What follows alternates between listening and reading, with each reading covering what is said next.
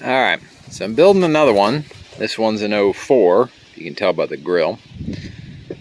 Just finished kind of reconditioning the engine, getting the transmission squared away, putting in the auxiliary coolers for everything. Thought I'd make a quick video about a pretty simple repair if you run into this issue of the cruise cable hookup to the throttle body breaking. And this also applies for your transmission detent cable right here.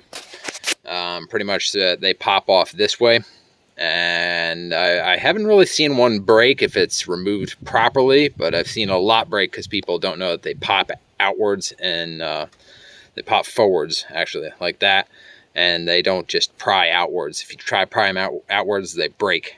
So this is a quick fix.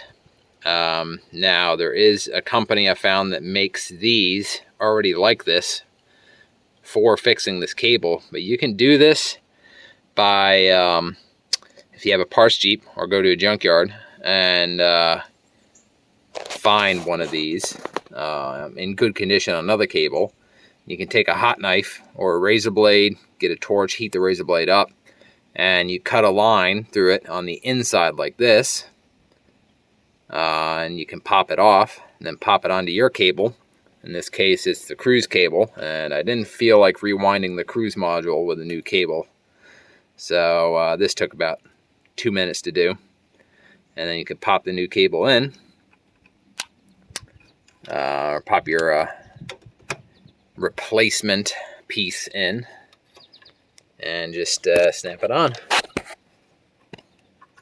So, and you want to cut that line on the inside so that when you go to hook it up,